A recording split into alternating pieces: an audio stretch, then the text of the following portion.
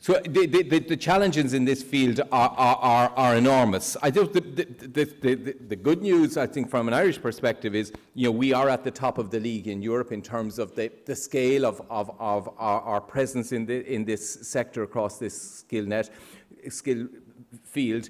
But we also are showing signs of responding quicker to the skill gaps, and I think that's important. But there's absolutely no sense of complacency in government on this area. As you know, last year, Rory Quinn and we announced the ICT programme, which was developed with the sector, and I think one of the key strengths we have in this sector is that the ICT sector has embedded itself very close to the education network in Ireland, and the creation of that commitment to double the number of graduates, to put in place conversion programs with not just good skills but also work experience, the right to get an interview, the opportunity of placement. That couldn't happen without industry involvement, and we will have 700 additional people coming on stream now from that programme that weren't there before. The ambition to tackle dropouts within our education institutes, they were running at 20%. The aim is to have that. You can think yourself, 20% dropout is a huge attrition rate. We need to also, and there's a commitment to, if you like, go upstream and deepen the maths skills of those who are coming through our colleges. Obviously, after the dot-com bubble, not only did people drop off in picking this sector, but also the skill set of the people who were picking it dropped off. So their capacity to complete was eroded. That's being tackled both by upstream, by improving the maths and providing more incentive for people to take up maths, but also within the colleges working on this dropout. Work permits is another area where we are set to announce major changes in the work permits area. As of now, about 1,200 people each year with ICT skills come through under the work permit. We hope this year to increase that by 700. And we are doing a lot of simplification of the rules.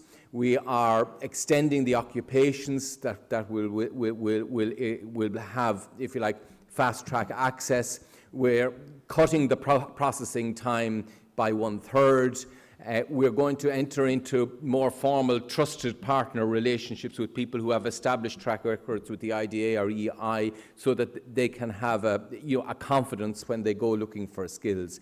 Clearly, there is the capacity of this system to work better, and we're committed to make major reforms there. And I think, again, the sector has been very involved. I think I saw Sean O'Sullivan there, who has, I suppose, being a pioneer in this field. But we have been able to work closely with players who have the practical experience to try to redesign our system to make it responsive to the challenges. Increasingly, the smaller players, I think it's happening here, IT is happening here, those sort of initiatives, the skill nets initiatives, I think they are pulling together the SMEs to give them a stronger muscle in this field. We're also trying to deepen Ireland as a startup venue. Enterprise Ireland, as you know, not only has established the innovation funds, has brought in significant VC players from overseas to base in Ireland, but also is funding a new tranche of seed and venture domestically. We have established a fund that's aimed at bringing first-time entrepreneurs from overseas to pick Ireland as a startup place. There's been very exciting work done by people like Paddy Cosgrave and the Dublin Web Summit to bring our offering together so that it is a genuine cluster, and that people can, as they now, I suppose they pick Berlin as, the happening place, we can, I think, with absolutely positive claim, offer Ireland as an equally dynamic sector. And many of you who are here are creating that dynamism. The Science Foundation Ireland, we're equally looking at that money which we spend and trying to prioritise it into areas where we have a credible basis for building out a cluster supported by real quality scientific research.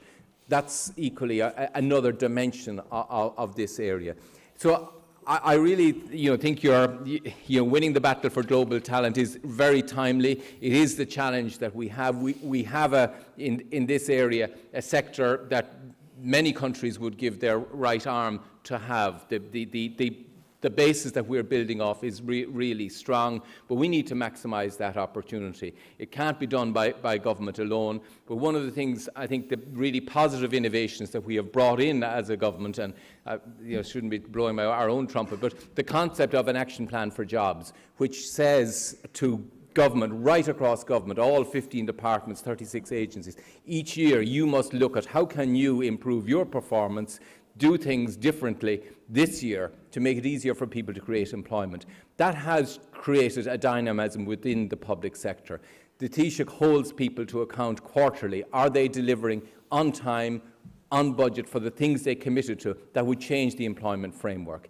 No one, least of all in our public service, want to be bottom of the league when it comes to testing their performance against these sort of demanding targets. And it has changed. It has brought the public service closer together to work for a common goal.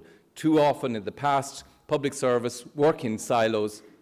They don't talk to one another. They don't have common goals, and they're not held to account in the way that this process has now created. So I think we have now a process that helps the public service achieve much higher goals at a time of really constrained resources. And I think it's been a very useful tool to harness the talent that we have there to shared goals that I think we would share with many of you in the room.